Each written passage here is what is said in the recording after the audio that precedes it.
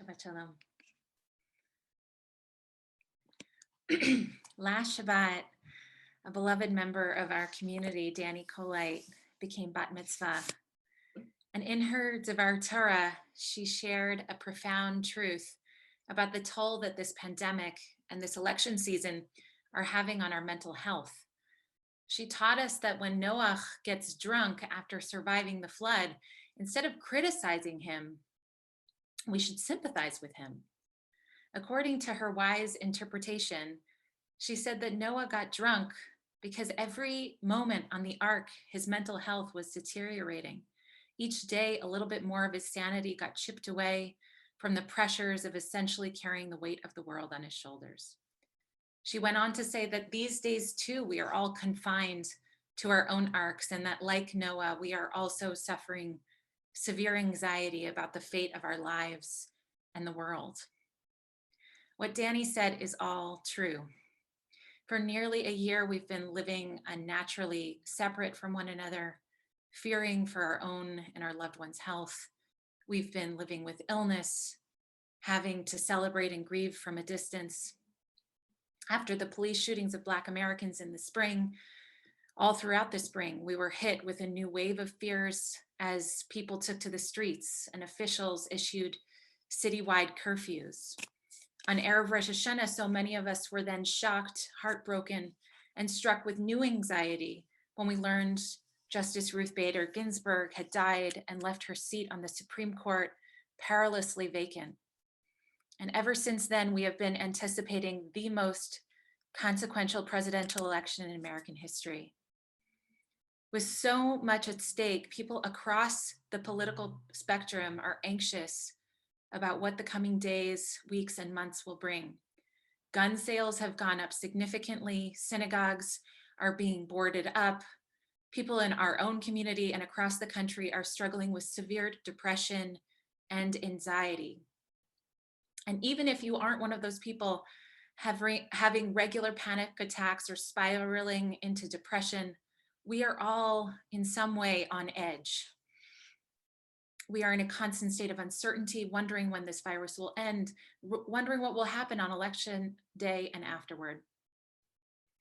This waiting and anticipation are excruciating. And as my friend and teacher, Rabbi Adam Greenwald put it, and Rabbi Brous said it last night also, it's like we're all awaiting a test result from the doctor. We read articles and statistics and projections about what will happen, but we just don't know how it'll all unfold and if we'll be okay.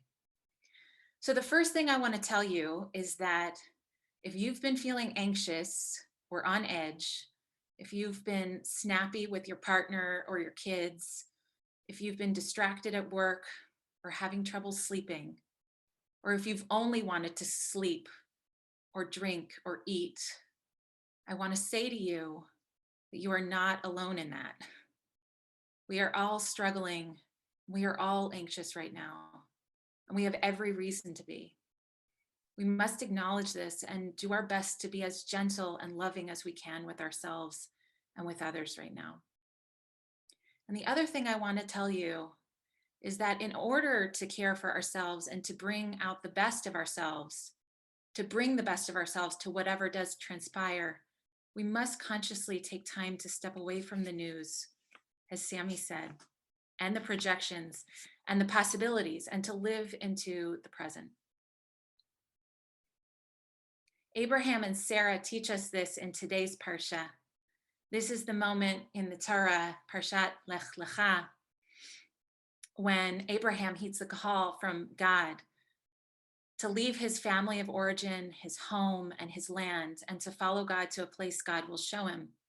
He leaves the comfort of the known and embarks on a journey, not knowing where he will end up or how he will fare.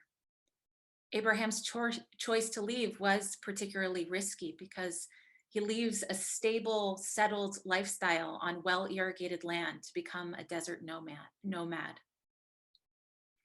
But as he and Sarah set off into the unknown, the Torah describes the way that they travel in a very curious way. It lists the various locations they reach and where they pitch their tent. And then it says, V'hisa Avram haloch v'nasoa hanegba. Then Avram journeyed toward the Negev. The Torah could have simply said Abraham traveled south, but the text makes a point of noting the various places he stopped and then uses this strange Hebrew phrase, haloch v'nasoa, which are two different words for traveling, walking and journeying. And the rabbis are confused by this and haven't seen the expression before, not quite sure what to do with it. Rashi, he says, the expression must indicate that Abraham went more and more to the south in stages. He and his caravan, Abraham and his caravan, would stay somewhere for a month or so, then travel on and pitch their tents in another place. In a much later commentary, the Shadal agrees with Rashi, but calls these stages prakim, or chapters. I want us all to take a moment to imagine what it might have been like to travel the way Abraham and Sarah did. They journeyed by foot, maybe by camel or donkey. They would walk for miles over lands without clear pathways or landmarks. The journey was slow and plodding with everything they carried.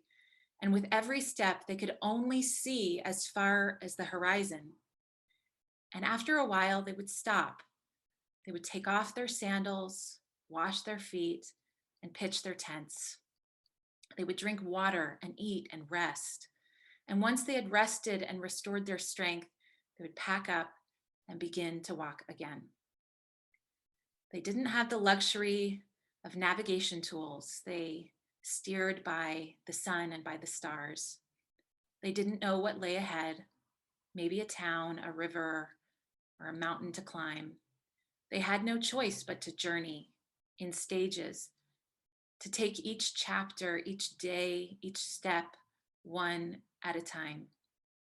Instead of imagining and anticipating all the possible worst outcomes, they had to take each experience as they encountered it.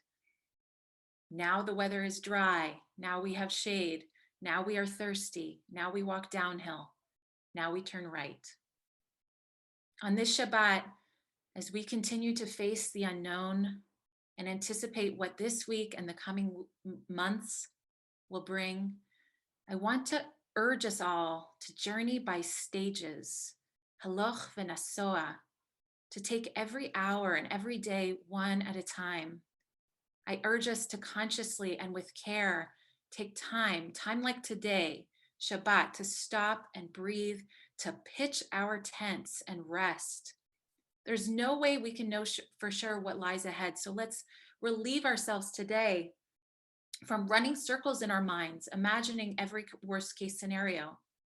That anxious thinking depletes us and makes everything feel so narrow. Last week in my check-in with Rabbi Brous, I was sharing everything I was feeling so anxious about. And she suggested we take a few deep breaths.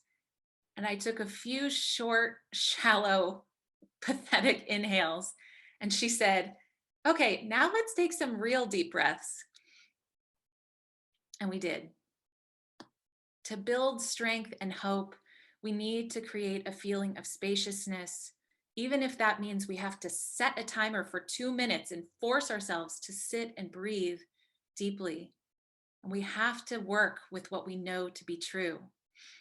Although there's very little we know for sure, and while some of the facts we do know to be true are unsettling, we can only work with and travel forward with what's real, not the nightmares in our head.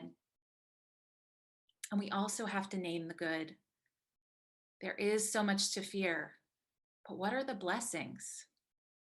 Isn't it incredible, whatever the outcome of this election, that a woman of color made her way onto the ballot as the vice presidential candidate?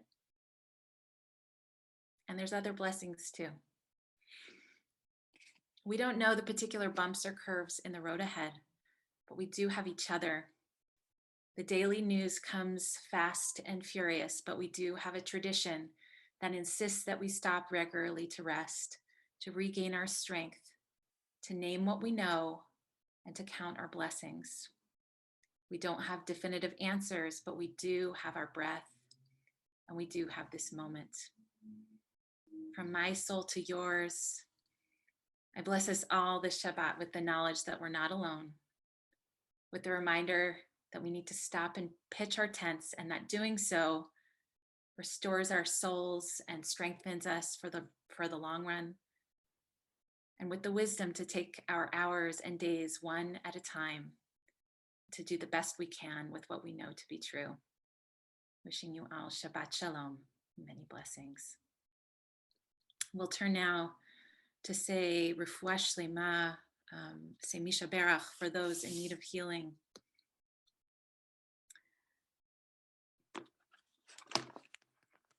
For all those in our community, I'm going to list names that we keep in a community Misha Berach list. But I urge you, as we often do, to name aloud all those in your life, in your family, in need of healing of body or spirit right now. I'll begin the Misha Berach, and then you can include the names, as will I, and we'll pray for their strength and recovery. Misha Berach Avotenu Avraham Yitzchak v'Yaakov v'Imotenu Sarah Rivka Rachel v'Leah hu yivarech v'yirapeh et hacholim.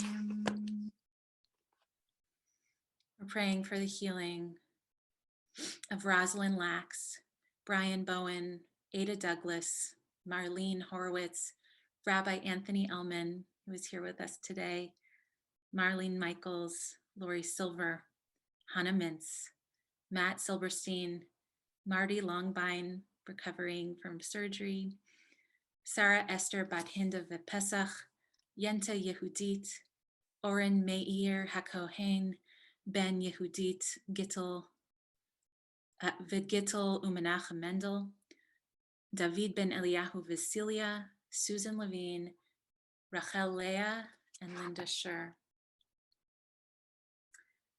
Hakadosh Baruch Hu Yimale Rachamim Alehem Lachazikam Rapotam Vishlach Lehem Meira Refuah Shlema Min Shamayim Refuat HaNefesh Refuat HaGuf B'toch Sha'ar HaCholim V'chazek et Yedei HaOskim B'tzorcheihem Shabbat Ki Milzo Kofra Krova Lavo Hashta Bagala Bisman Kariv Venomahar Amen. May the Holy One who heard the calls of our ancestors also hear our call, and also bless all those in need of healing with strength of body, strength of spirit. Let us say Amen. Refuah Shlema.